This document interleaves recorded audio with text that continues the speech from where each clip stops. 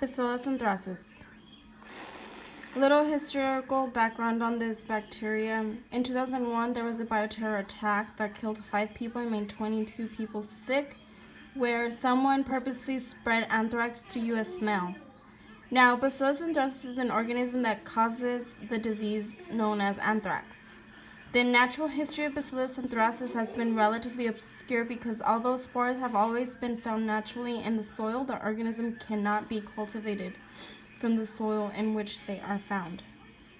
Bacillus anthracis is the only obligate pathogen within the genus Bacillus. It is a gram-positive endospore-forming rod-shaped bacterium, and it can be grown in an ordinary nutrient medium under aerobic or anaerobic conditions. It can be alive for many years. Anthrax is found in soil, wool, or skin of animals.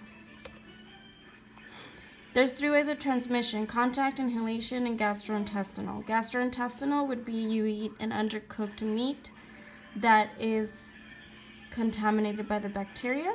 Inhalation, of course, you breathe in the bacteria. And contact, you have to have non-intact skin so a spore can make its way through to get anthrax. There's up to 8 symptoms. 3 common: muscle aches, headache, and cough. Those are your early signs and symptoms of anthrax.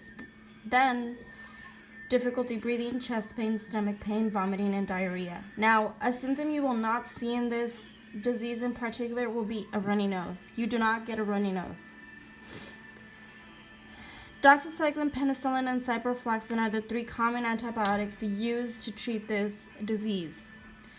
Now, you do have to keep in mind that in order for the antibiotics to be able to cure the disease, you have to catch it in the early stages. If you don't catch it in the early stages, you're more than likely to die. It causes death.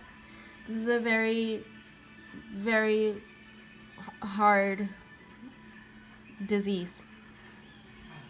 There's 20% of cutaneous anthrax without antibiotics, 25 to 75 for gastrointestinal, and 80 or higher for inhalation if they don't get treated. But like I said, sometimes it can be too late to be treated. Virulence factors: scamalane, polyglutamic acid, oxytocin, which is composed of 3 components: protective, antigen, lethal factors, and edema factor. You also have your plasmids, PSOX1 and PSOX2. There is lab work to diagnose this particular bacteria. You measure antibodies or toxins in blood, the skin lesion swabs, spinal fluid, respiratory secretions, and if they suspect inhaled, you will get a chest x-ray and a CT scan.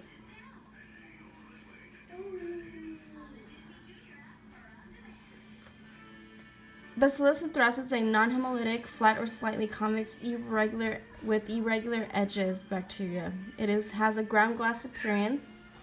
It does look like a coma, and it has a forming Medusa head-like shape with a sticky consistency when manipulated.